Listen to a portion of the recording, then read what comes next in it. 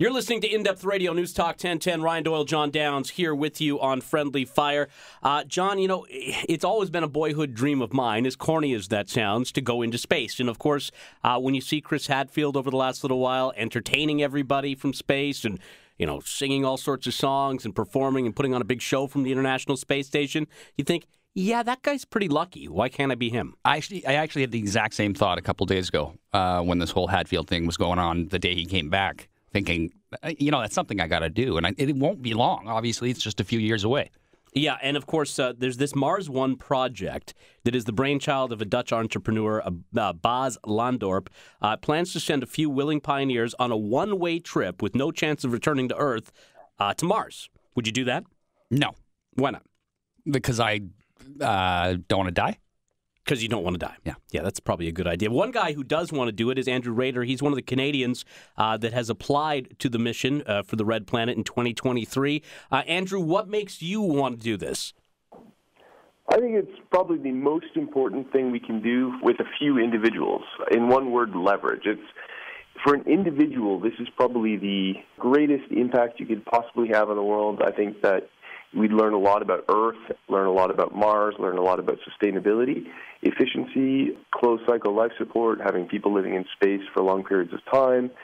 It'd be an international venture, so it'd bring people together. I think we'd learn a lot about science. It would inspire the world. During Apollo, we doubled the number of scientists, so you'd have a lot of little kids really getting interested in science. And, you know, 20, 30 years down the road, that's going to have a huge impact in driving our economy and our technology. So I think for a lot of reasons, doing something that's really major leap, even if it's very risky, is something that's very important. You'd never be able to have another Big Mac, you know. I actually am mostly vegetarian, which I think is a bad too.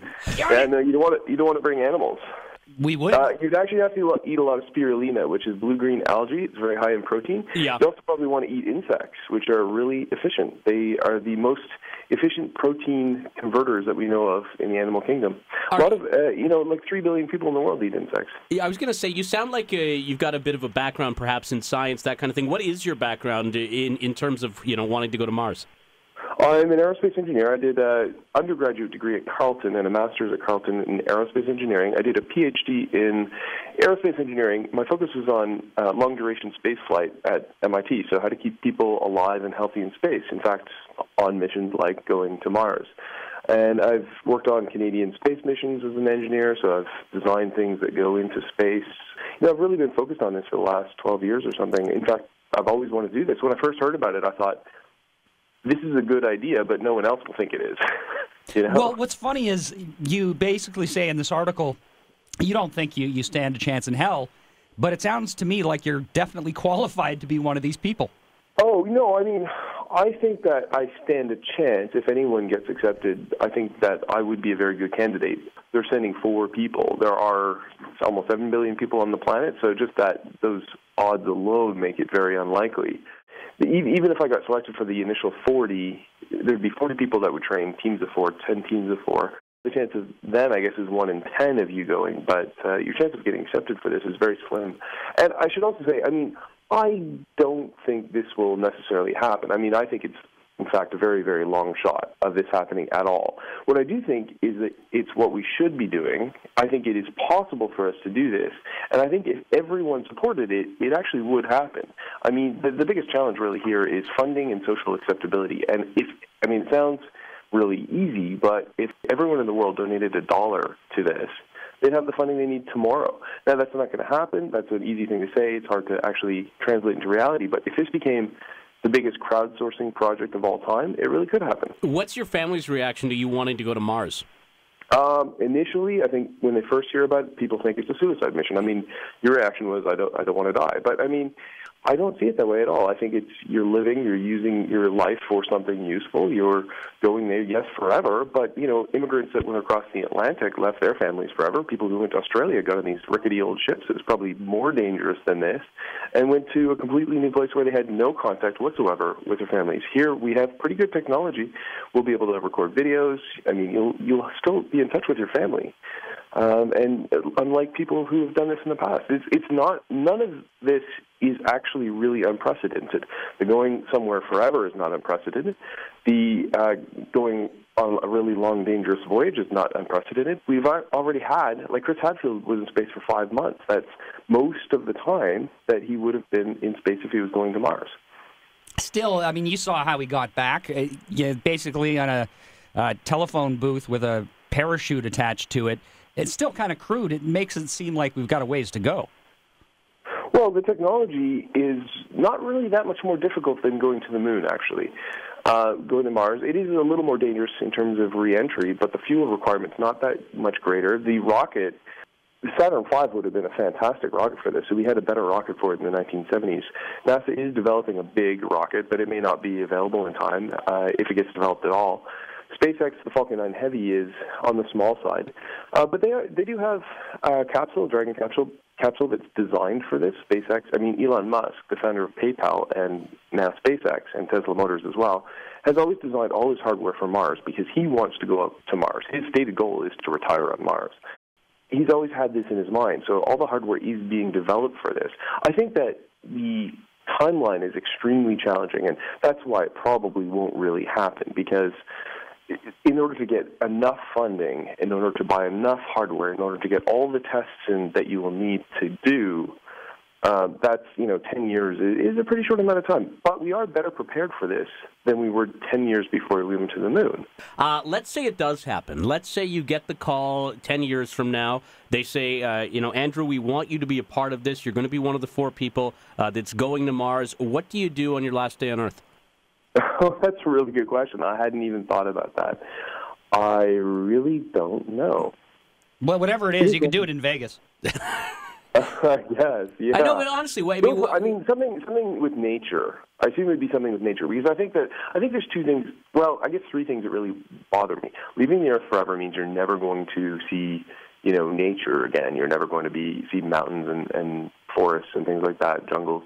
But people live in varied environments on Earth. Like Inuit have never seen forests, and people who live in Mongolia have never seen jungles and that kind of thing. So, not everyone gets to see every part of the Earth. And the social interaction, right? You want to make sure that you're really comfortable with living with those 3 people for a long time. It would suck if you hated them. Yeah. Oh, yeah. No, that would be, I think, that's the thing I'm most worried about, and also the confinement. So it's essentially a situation where you're inside, you're like indoors for the rest of your life.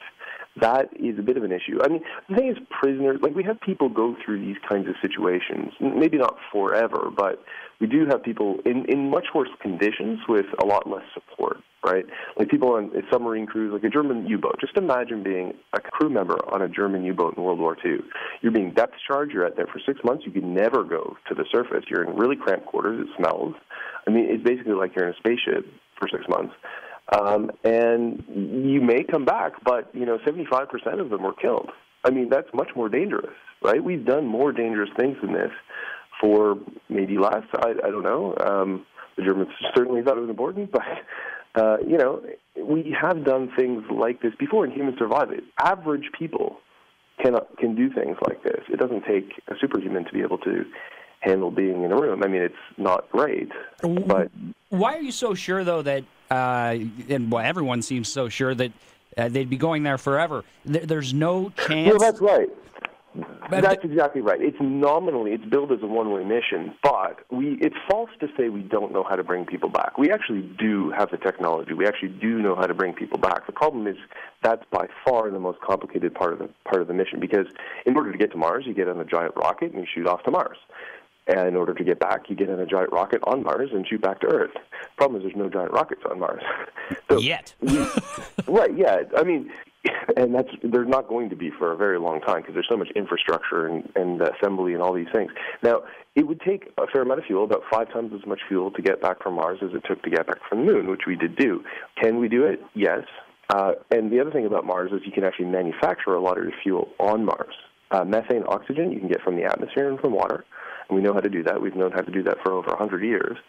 And you can use that as rocket fuel. So we can manufacture fuel on Mars to actually get back. The problem is, It's complicated. Actually, that process is pretty simple, but having all that extra Well, the resources, hardware, I'm guessing, yeah. Right. I think if you make that a prerequisite, then it's not going to happen. I think you go, and then, the technology gets driven to the point where it's much easier to come back. We do know how to bring people back, and if we really wanted to and we had people there, we could do it.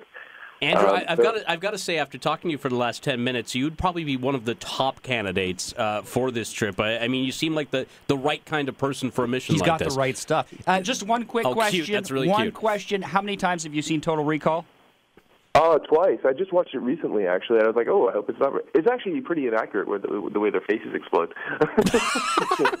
Andrew, do us a favor. On that last day, if you do get the call to go, can you at least join us for a few minutes? Oh, sure, yeah. That'd be fantastic. Assuming in 10 years we actually have a talk show together. Do you think there would be any... Well, remember, the training would be for the next 10 years. It's not going to happen just out of the blue, right? That's true. Do you think there are 3 boobed girls on Mars, too? Not yet. Not yet. See, good answer. Good answer. Andrew, we appreciate the time. Thank you. Great, yeah, no problem. There you go. Andrew Rader, who is an Ottawa native, one of at least 35 Canadians to apply for a mission to the Red Planet in 2023. That is Mars for those scoring at home.